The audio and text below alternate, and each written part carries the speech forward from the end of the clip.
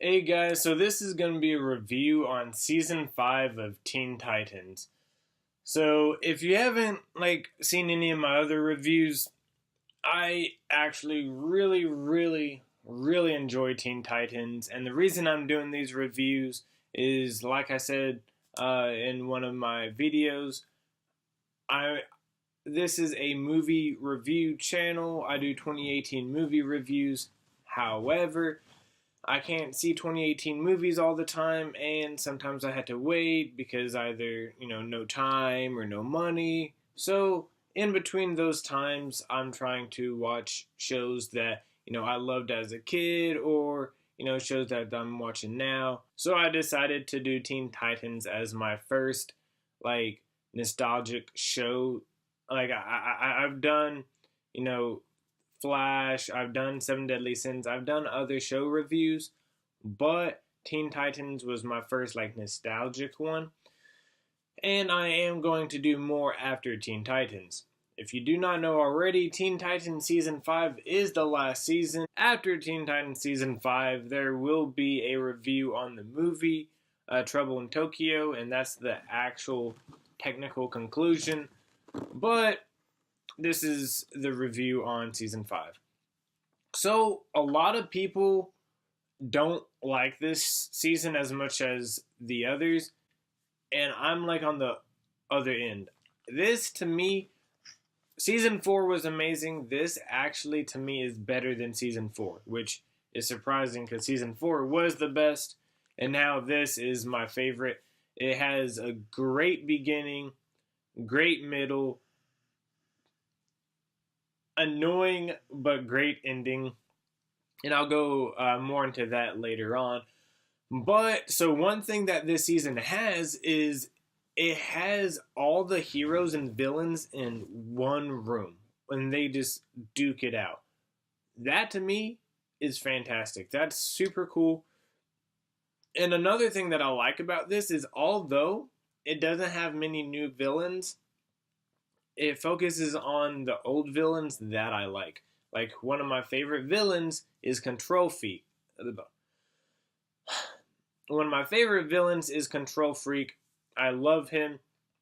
And I love that it shows the more human side of Control Freak. Like, it shows that he's not just some villain that wants to take over the world.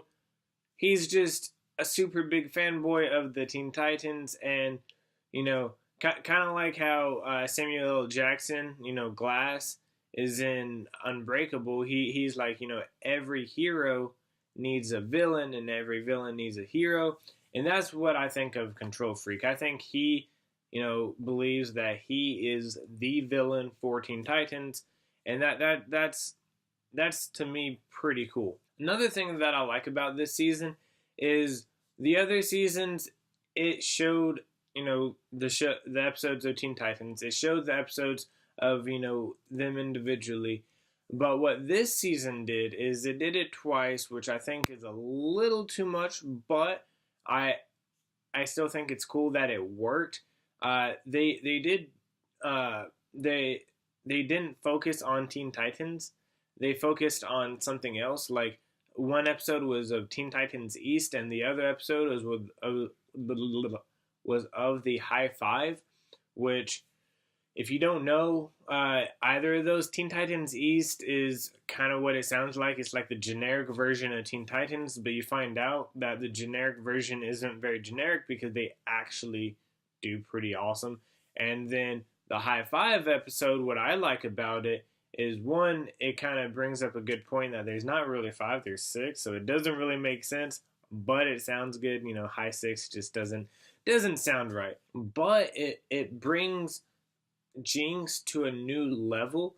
Like, I liked Jinx, but after this episode, I was like, okay,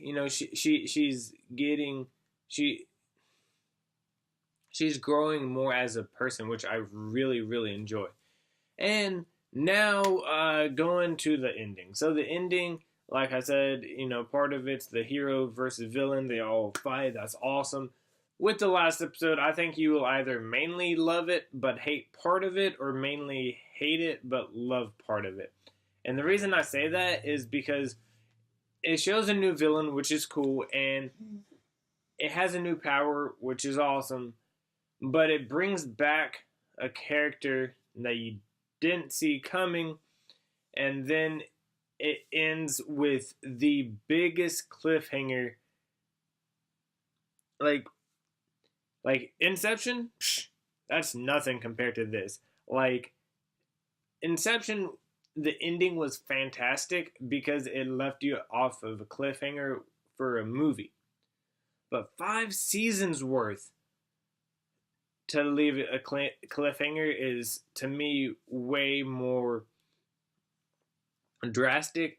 And I love it because I love cliffhangers. The only problem with that episode is it started some stuff that it shouldn't have started because it didn't finish any of it.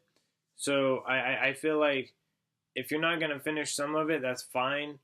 But if you're going to start something that episode and then not finish it, that to me is silly. But the main person that came back, I think that's fantastic. I loved how they did that. Part of me wishes that it ended different. But at the same time, like I said, I love cliffhangers, so I liked it. If you do not like cliffhangers, you're going to be mad at this episode. I like cliffhangers, and I was still mad. But overall, I thought this season was fantastic. I'd give it what did you think about it? Did you like it? Did you not? And what are some nostalgic shows that you want me to watch and review? So I have Ben 10 on the list, I have Yu-Gi-Oh! On the list, and I have Teenage Mutant Ninja Turtles on the list. I have a couple that I'm thinking about doing. Eventually, what kind of show reviews would you like? And like always, I'll see y'all next time.